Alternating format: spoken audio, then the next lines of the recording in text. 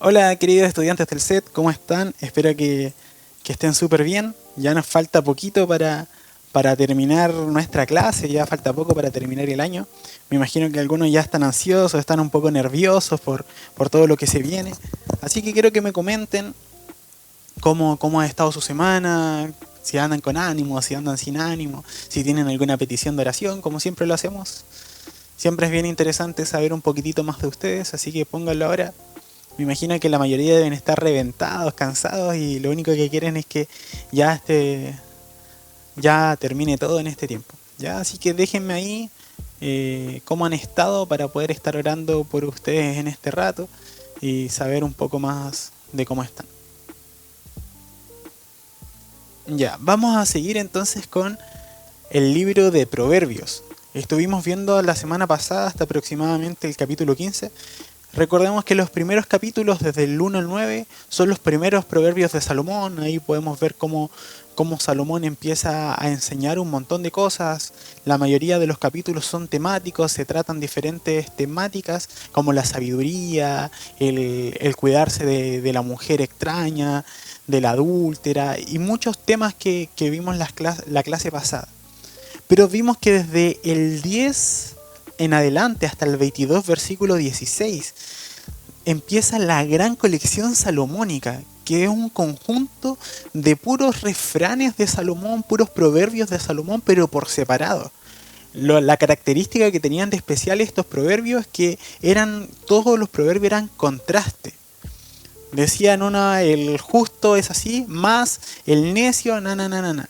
Entonces vemos muchos contrastes y no se puede estudiar de una forma ordenada porque cada versículo, cada proverbio trata un tema diferente, una temática diferente y tiene una idea diferente. Entonces, la semana pasada tuvieron como tarea en clases, que la mayoría no lo alcanzaron a hacer en clases porque no alcanzaron con el tiempo, pero la idea era que pudieran tomar dos proverbios desde el capítulo 10 al capítulo 15, los proverbios que ustedes quisieran, pudieran respaldarlo con el Nuevo Testamento y pudieran sacar una aplicación y poder explicar un poquitito acerca de ese consejo y cómo podemos aplicarle hoy. La idea era que me pudieran mandar esa tarea a mi correo o por WhatsApp, por donde fuera, y de esa forma iban a tener 4 décimas. Y hubieron 4 personas que me enviaron, si es que no me equivoco, la tarea. Así que ahora, ya que la mayoría no la hizo, quiero que busquen un proverbio, ya no van a ser 2, va a ser un proverbio y desde el capítulo 10 al capítulo 22, que recordemos que son los proverbios que están de alguna forma desordenados y que son cada uno por su parte. Busquen un proverbio, lo respaldan con un versículo del Nuevo Testamento y dan una explicación de cómo podemos aplicar ese consejo o ese proverbio a nuestra vida. ¿Ya? Así que búsquenlo. Obviamente los que me entregaron, que fueron 4, no lo hagan. Ahí me ponen ya lo hice.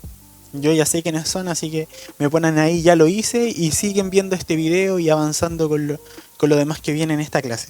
Los que no lo hicieron, obviamente háganlo ahora, obviamente ya que no lo hicieron la clase pasada, esta semana no tiene décimas, pero igual es necesario que lo hagan como parte de la actividad que tenían que hacer en clase, ¿ya? Así que busquen un proverbio desde el capítulo 10 al capítulo 22 y lo respaldan con algún versículo del Nuevo Testamento y dan una explicación. La idea es que puedan explicar, no que me pongan un versículo y abajo el del Nuevo Testamento, sino que puedan explicar esto. Ya. Entonces, vamos a seguir con la colección de los sabios, que está en el capítulo 22, versículo 17, hasta el capítulo 24, versículo 34. Acá nos encontramos con esta colección de los sabios, que los temas que se presentan y el punto de vista de los escritores de esta sección son parecidos en realidad a lo de los proverbios anteriores, y su estilo es más parecido a lo que podemos ver en los primeros capítulos, desde el capítulo 1 al capítulo 9, porque se ven temáticas, está más ordenado, se sigue una idea de pensamiento. Se arregla en estrofas, más bien que en proverbios pareados, y tiene párrafos y poemas didácticos más largos que los que estábamos viendo anteriormente, que eran solamente 2 versículos a lo más. También tiende a agrupar proverbios que tratan el mismo tema. Por ejemplo, uno de los temas que se tratan, que vamos a ver un poquitito más adelante, es acerca de las bebidas alcohólicas, de las bebidas fuertes, de la borrachera. Es uno de los temas que se trata en estos consejos de los sabios. ¿Quiénes son los sabios? No lo sabemos bien, como les dije al principio, pero lo que sí sabemos es que eran proverbios conocidos por las personas de esos tiempos y que lo añadieron a esta colección de refranes y proverbios. Ahí desde el versículo 17 al versículo 21 del capítulo 22 vemos el prefacio de los proverbios de los sabios. Se pide la colaboración de toda persona acerca de su oído, como se ve en el versículo 17, el corazón y los labios. La introducción tiene un triple propósito: que el instruido ponga su confianza en Jehová, que esté seguro en la verdad y pueda dar un fiel informe acerca de ella. Entonces, la introducción tiene un triple propósito. Se lo vuelvo a repetir porque esto puede que salga en alguna parte. La introducción de los consejos de los sabios. La introducción de los consejos de los sabios tiene un triple propósito: que el instruido ponga su confianza en Jehová, que esté seguro en la verdad y que pueda ser un fiel testigo o un fiel informador de esta verdad.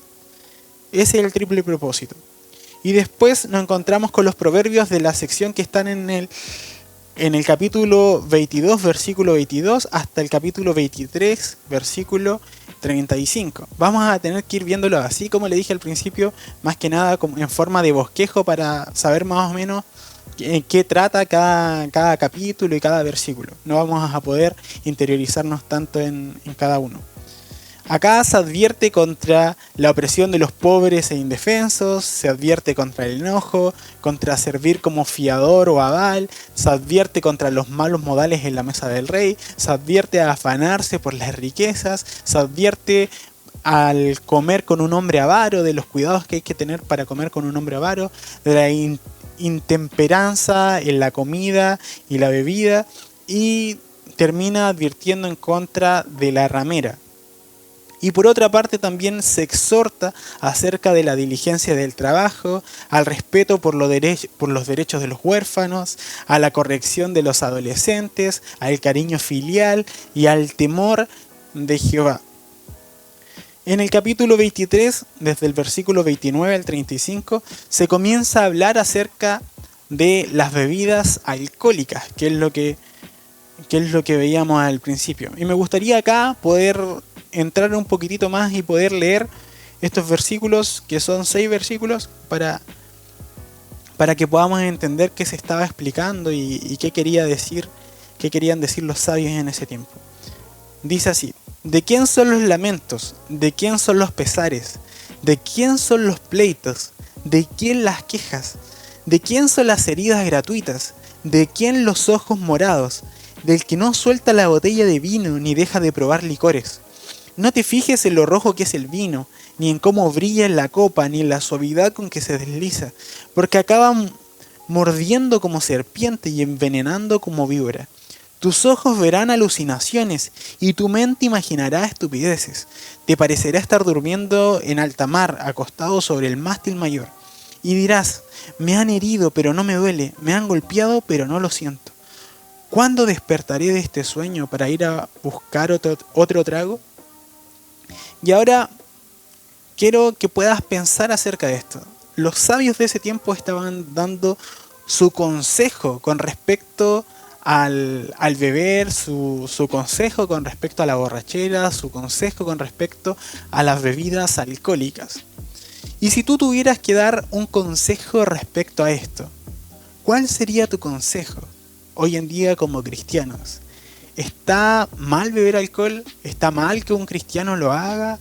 ¿Es un mal testimonio para los que nos rodean? Quiero saber cuál es tu opinión al respecto primero, antes de poder ver lo que de alguna forma nos están enseñando estos sabios a nosotros al respecto.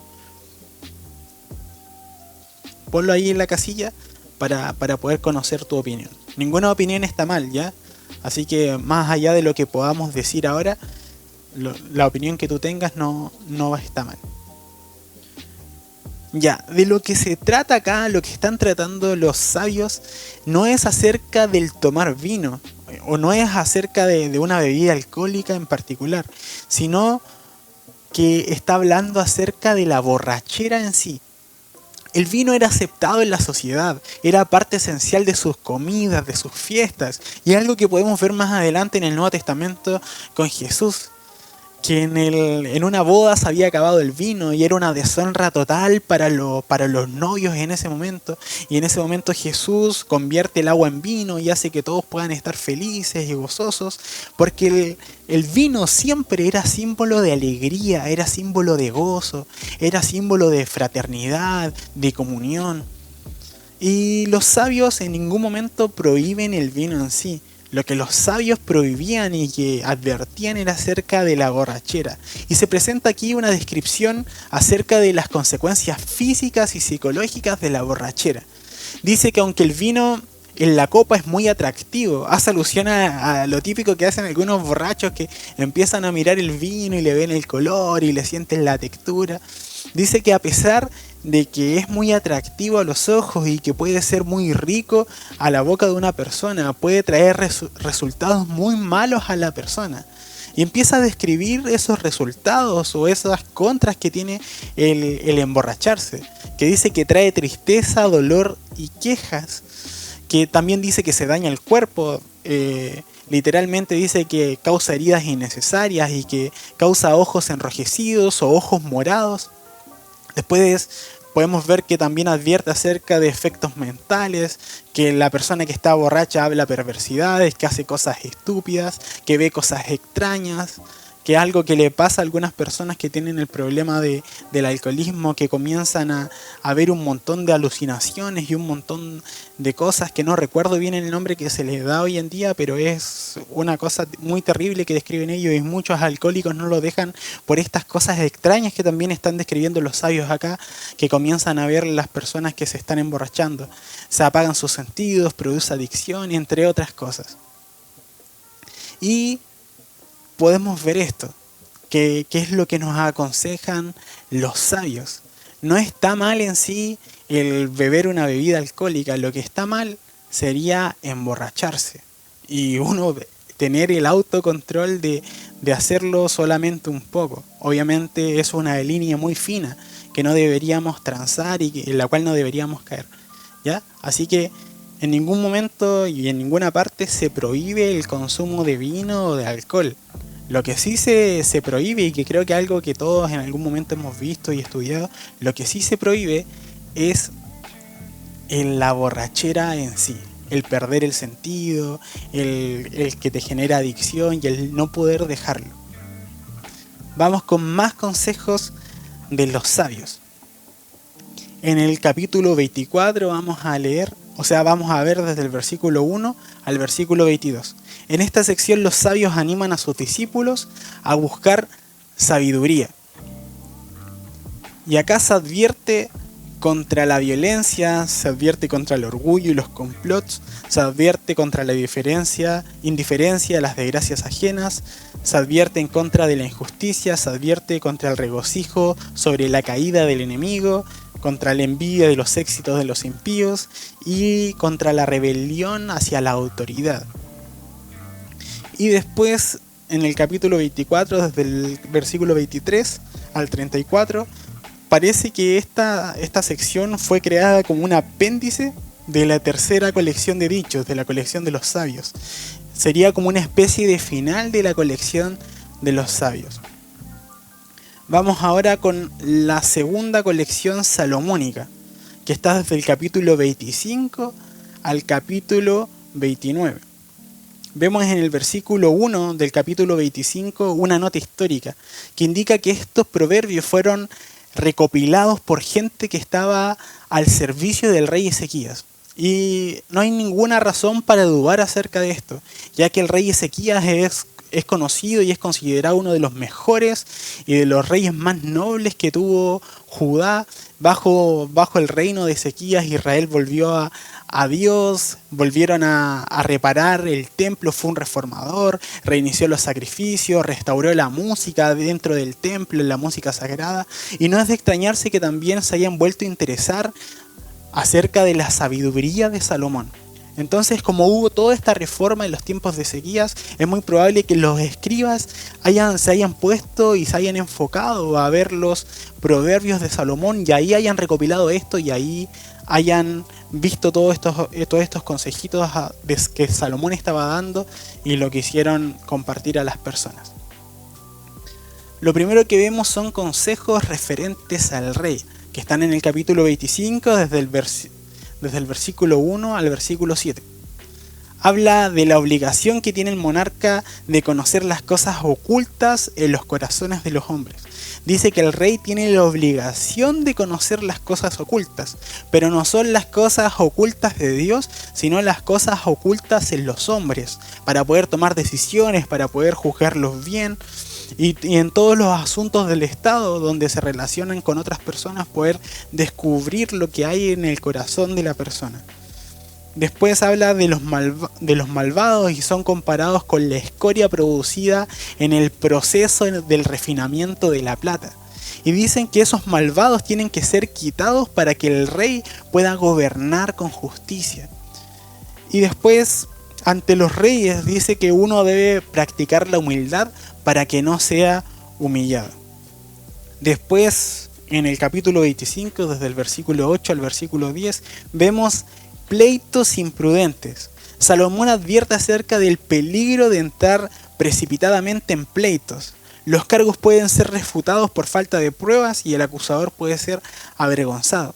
Es mejor arreglar en privado las disputas y no recurrir a los tribunales. Entonces la idea que Salomón está dando acá era que muchas personas tenían un pleito, tenían un conflicto con otra persona y iban ante la corte y ante los jueces para poder presentar su querella, y eran muy impulsivos y al final terminaban siendo avergonzados porque no tenían las suficientes pruebas, y al final la persona que le había hecho el daño terminaba saliéndose con la suya. Así que decía que era mejor arreglar los problemas con la persona en privado antes de asistir a un lugar público para que haga justicia. Después comienzan a hablar acerca del uso apropiado de la lengua. En el capítulo 25, desde el versículo 11 al versículo 15, podemos ver que los sabios de la antigüedad estimaban mucho los dichos elegantes, concisos y acertados. Para ello era muy valioso lo que pudiera decir una persona, y que pudiera acertar, que pudiera dar un buen consejo, que pudiera hablar de una forma elevada, y que no tuviera tanta palabrería, sino que pudiera acertar a la situación que estaba pasando la persona. Después podemos ver algunas comparaciones instructivas que se dan en el capítulo 25, desde el 16 al 28. Hablan acerca de abusar de la hospitalidad de un amigo, de un testimonio falso, también se hablan también acerca de los traidores y los enemigos. Y en el capítulo 26, el sabio menciona los males de los necios y luego describe algunos personajes desagradables. Desde el versículo 1 al versículo 12 del capítulo 26 comienza a hablar del mal de los necios, y después comienza a describir algunas personas que son consideradas necias, que serían los perezosos, que se describe desde el versículo 13 al versículo 16, después hablan acerca de los entrometidos del versículo 17 al 19, después acerca de los chismosos desde el 20 al 22, y de los lisonjeros o los chupamedias, podríamos describirlo, desde el 23 al 28. Y desde el capítulo 27 al capítulo 29 vemos algunos proverbios acerca de asuntos diversos, asuntos variados, así como lo podemos ver desde el capítulo 10 al capítulo 22. No se centra en un tema en sí, sino que trata varias temáticas. Y quiero que podamos hacer el mismo trabajo en clase que hicimos al principio. Y es que puedan buscar un proverbio desde el capítulo 27 al capítulo 29, puedas respaldarlo con un versículo del Nuevo Testamento y puedas darle una aplicación. Insisto en que no me sirve que me pongan un versículo y después el otro, sino que puedan dar una explicación y una aplicación y puedan explicar por qué tienen que ver los dos versículos y cómo lo aplicaríamos hoy en día, cómo podríamos aplicar este consejo a nuestras vidas. ¿Por qué le hago este trabajo en clase? Y algo muy importante, y quiero que lo puedan atesorar y que lo puedan guardar, es porque siempre que nosotros tomemos el libro de Proverbios debe ser acompañado del Nuevo Testamento, porque son consejos dados por sabios de esos tiempos y no siempre aplican a lo que nosotros podamos vivir hoy. Entonces, cuando tomemos un proverbio, siempre debemos respaldarlo con el Nuevo Testamento para poder darle una aplicación también a nuestra vida hoy en día. Así que busquen un proverbio desde el capítulo 27 al capítulo 29 y lo respaldan con el Nuevo Testamento. Y me lo ponen ahí en la casilla. Estoy mirando por si acaso todas sus respuestas, así que no pongan cualquier cosa, sino que métanle onda ahí y traten de buscar una aplicación también para ustedes que pueda ser de bendición para ustedes. Bueno, vamos con el capítulo 30. En el capítulo 30 podemos ver los dichos de Agur. El capítulo 30 y el capítulo 31 sirven como un apéndice o como un final del libro de Proverbios. Es probable que Agur no fuera un israelita, sino que fuera un ismaelita, un sabio gentil. También sería un prosélito de la religión hebrea, pues se habla de él, pues él dice en este capítulo y habla acerca de la palabra de Dios. Entonces no era solamente un extranjero, sino que era un extranjero que había adoptado la religión hebrea como su religión, por las palabras que usa para referirse a Dios. El vocablo hebreo en el título del poema que traduce profecía, cuando ustedes se fijan arriba, o también es traducida como oráculo, también puede ser traducida como masá o masa, que es una tribu ismaelita del norte de Arabia. Los sabios de aquella región eran muy famosos alrededor de todo el mundo antiguo, por la sabiduría y por cómo se manejaban ellos. Entonces, se cree que cuando él dice, se habla acerca de la profecía o el oráculo, está diciendo que esta persona proviene de Masa, ¿ya? Que era una tribu ismaelita del norte de Arabia. Y después menciona a dos personas que son Itiel y Ucay, que se cree que son los discípulos de Agur. Leamos un poquitito estos proverbios de Agur para que veamos más o menos qué es lo que él escribe. Dice así: dichos de Agur, hijo de Jaque, oráculo. Palabras de este varón, cansado estoy, oh Dios, cansado. Estoy, oh Dios, y débil. Arribita vimos esa palabra que decía oráculo, que esa es la palabra que también significa masá. Sigamos, dice: soy el más ignorante de todos los hombres, no hay en mí discernimiento humano. No he adquirido sabiduría ni tengo conocimiento del Dios Santo. Él dice, no tengo conocimiento, no tengo entendimiento, no aprendí sabiduría. Esto es un hipérbole. ¿Qué es un hipérbole? Una exageración para tratar de decir algo.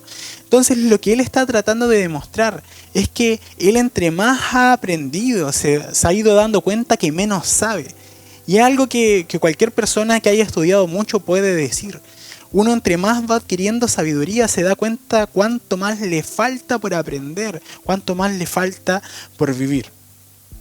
Sigamos entonces en el versículo 4. Dice: ¿quién ha subido a los cielos y descendido de ellos? ¿Quién puede atrapar el viento en su puño o envolver el mar en su manto? ¿Quién ha establecido los límites de la tierra? ¿Quién conoce su nombre o el de su hijo? Toda palabra de Dios es digna de crédito. Dios protege a los que en él buscan refugio. No añadas nada a sus palabras, no sea que te reprenda y te exponga como un mentiroso. Entonces él acá está diciendo que toda la palabra de Dios es digna. Toda la palabra de Dios que se tenía en ese tiempo.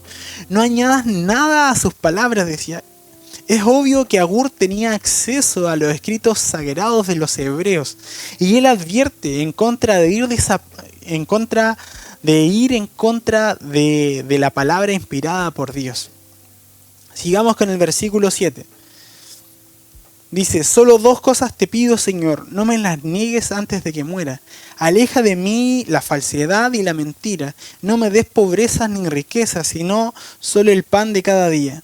Porque teniendo mucho podría desconocerte y decir, ¿y quién es el Señor? Y teniendo poco podría llegar a robar y deshonrar así el nombre de Dios. No ofendas al esclavo de su amo, pues podría maldecirte y sufrirás las consecuencias. Acá dice, no acuses al siervo ante su señor, o no calumnies a un siervo delante de su amo. Sabemos que al ser esclavo, un esclavo era débil ante la ley, y al no tener mucha voz y voto, si cualquier persona venía y decía algo acerca de un esclavo, obviamente el que iba a salir perdiendo iba a ser el esclavo. Aunque el esclavo tuviera la razón, su palabra no iba a ser considerada así como un hombre libre. Entonces el único recurso que tenía en ese momento un esclavo era proferir una maldición, pidiendo a Dios que él mismo castigue al que le provocó ese mal a su vida. Entonces este versículo indica que Dios es el defensor de los indefensos. Y una vez más volvemos a lo mismo que vimos en los salmos imprecatorios, que cuando una persona elevaba una maldición en contra de otra que le había hecho algo, si Dios encontraba que esa persona tenía la razón y que era una maldición, por así decirla, justificada, esa maldición podría cumplirse. Y eso es la creencia y es lo que vemos en el Nuevo Testamento, y que sí sucedía. Sigamos con el versículo 11 en adelante. Dice, hay quienes maldicen a su padre y no bendicen a su madre. Hay quienes se creen muy puros, pero no se han purificado de su impureza. Hay quienes se creen muy importantes y a todos miran con desdén. Hay quienes tienen espadas por dientes y cuchillos por mandíbulas, para devorar a los pobres de la tierra y a los menesterosos de este mundo. Desde el versículo 15 al 33, que son los que siguen, se encuentra una serie de proverbios numéricos. Son muy diferentes a lo que hemos visto en todos los proverbios anteriores. El escritor pone los objetos que describe en grupos de 2, de 3 o de 4. Y quiero que puedan poner atención desde el versículo 15 al versículo 33. Ahora voy a leer un solo ejemplo porque son varios versículos y vamos a tardar mucho tiempo. Dice así, el versículo 18 y versículo 19. Dice, 3 cosas hay que me causan asombro y una cuarta que no alcanzo a comprender.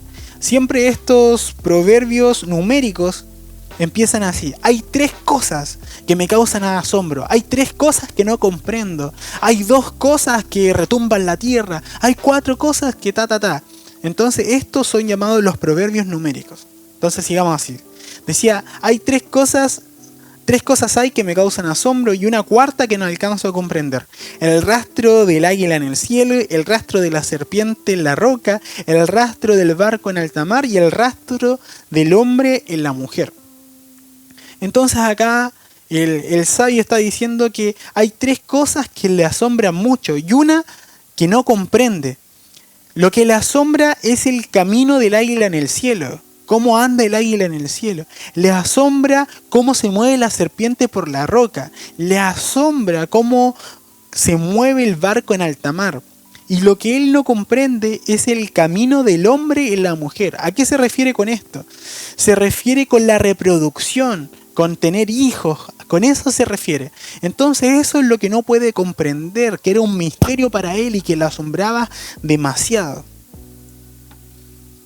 Y esto es lo que nosotros podemos ver acerca de los proverbios numéricos. Da un montón de ejemplos que son un poco raros, un poco bizarros, pero la idea es que ustedes puedan entender a qué se refiere con proverbios numéricos. Son algunos proverbios que están juntados o algunos objetos que los juntan de a 2, de a 3 o de a 4. Vamos con los dichos del rey Lemuel, que ya es el último capítulo de Proverbios. El rey Lemuel es una figura muy misteriosa porque no vemos que se hable de él en otro lugar. Al igual como lo era Agur que leímos recién. Como vimos recién, cuando habla acerca de profecía o cuando habla acerca de oráculo, se refiere a Masa, que era una tribu ismaelita. Entonces dice que Lemuel es rey. Entonces sería el rey de Masa.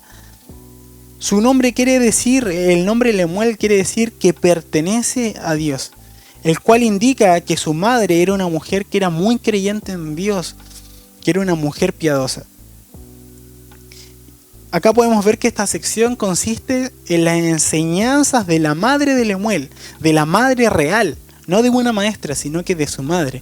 Ella le aconsejó a no malgastar sus fuerzas con las mujeres, así como lo hizo Salomón también en los primeros capítulos. También le insta a no beber vino porque el ebrio olvida la ley y pervierte el derecho de los afligidos. También le insta a defender la causa del pobre y del menesteroso. Y por otra parte recomienda dar bebidas fuertes a los moribundos y deprimidos a fin de que no se acuerden ya de su desgracia. Y después entramos con el elogio a la mujer ejemplar, que es algo que creo que todos en algún momento hemos leído. El epílogo es un poema acróstico. Quizás en tu Biblia no salga así, pero cuando hablan acerca de la mujer virtuosa está escrito en forma de acróstico, o la mujer de carácter ejemplar. Por poco, tal esposa es la personificación de la sabiduría. Todo lo que vimos durante el libro, todo lo que decía acerca de la sabiduría, lo podemos ver muy, muy bien descrito en esta mujer virtuosa o en esta mujer de este carácter ejemplar. Al igual que la sabiduría, ella vale más que las piedras preciosas. Y el que la encuentra halla el bien y alcanza el favor de Jehová, que es lo mismo que nosotros podíamos ver que era una descripción de la sabiduría. Entonces, podríamos describir todo esto que se dice acerca de la mujer ejemplar o la mujer virtuosa como una descripción de una persona, más bien acá una mujer que ha vivido con sabiduría. Quiero que puedas buscar en este momento el capítulo 31, desde el versículo 10 al versículo 31, donde habla acerca de la mujer virtuosa, y que puedas buscar todas las características que se dan acerca de esta mujer y me las puedas poner ahí en la casilla. ¿Ya? Se dice entonces acerca de la mujer ideal, que es responsable, que es capaz, que es trabajadora, que es confiable, que no solo su marido y su familia y hogar dependen de su provisión y previsión en cuanto a necesidades físicas, sino que también les da un bienestar a un nivel mucho más profundo, podríamos decir que un bienestar espiritual también. Su influencia va más allá todavía, va más allá y llega a la sociedad, a los pobres, a los necesitados. No solamente se preocupa de los de la casa, sino también de los de afuera. Y ella encuentra un campo para todos los dones en las esferas más anchas del comprar y vender de las transacciones comerciales. Es una persona que puede hacer de todo, que se preocupa de su familia, que es trabajadora, que es esforzada, que es sabia, que da consejos a otros, que bendice a otras personas. Es un concepto totalmente diferente al que quizás se podía tener de una mujer de esos tiempos, donde se reprimía un poco más, donde no era tan considerada para hacer cosas, pero podemos ver que la descripción de esta mujer virtuosa, de esta mujer que vive con sabiduría, es una mujer que puede hacer muchas cosas, que se preocupa y es una base en su casa, es un pilar para su esposo, es un pilar para sus hijos, es un pilar en su familia y es un pilar también en la sociedad. Podríamos decir con palabras de hoy en día, una mujer empoderada, una mujer que se mueve, una mujer que cree en el Señor y obedece a Él. ¿Y cuál es el secreto de esta mujer? De esta descripción casi perfecta que se da de esta mujer. La descripción es que ella tiene el temor de Jehová.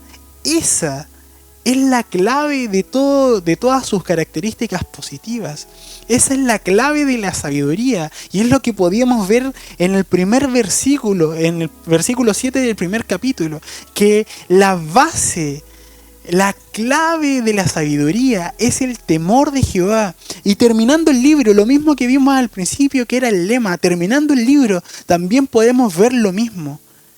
Al ver la descripción de una persona que vive en sabiduría, una descripción tan extensa y tan bien descrita, podemos llegar a la misma conclusión, que La clave, el lema para poder vivir en sabiduría es el temor de Jehová, poder vivir conscientes de que Él está presente en todo lo que hacemos, en todos nuestros actos, en todos nuestros pensamientos, en todo lo que podamos vivir. Él está presente. Y si consideramos esto, vamos a poder vivir como sabios. Y eso es lo que podemos ver a través de este libro. El centro de Proverbios es la sabiduría, pero esa sabiduría que proviene de Dios, que es impulsada por ese temor del Señor, por esa conciencia de que Él está. Entonces lo mismo que vimos al principio, lo podemos ver también ahora. Y el otro versículo importantísimo, que es donde se vuelve a recalcar la misma idea, y en el versículo 30 podemos ver esto. El mismo versículo 1.7 que vimos al principio lo podemos ver reflejado al final. Todo encierra el temor de Jehová. Dice, engañoso es el encanto y pasajera es la belleza, pero la mujer que teme al Señor es digna de alabanza. Y esto no solamente lo podemos aplicar a una mujer, no solamente lo podemos aplicar a esta mujer virtuosa, a esta mujer ejemplar, lo podemos aplicar a la vida de todos nosotros. Si queremos vivir de una forma correcta, si queremos ser sabios en nuestra vida, necesitamos comprender esto, que tenemos que vivir conscientes de que el Señor está presente en todo lo que hacemos. Obviamente esto cambiaría mucho nuestro comportamiento, nuestra forma de pensar, nuestra forma de ver la vida, nuestro testimonio, lo cambiaría todo. Así que este es el centro y esto sería a grandes rasgos lo que nos deja el libro de Proverbios. Así que nos vemos en clases. Ahora vamos a ver un cuestionario acerca de Proverbios para que puedan tenerlo para el examen. Espero no se hayan aburrido tanto. Un abrazo, nos vemos ahora.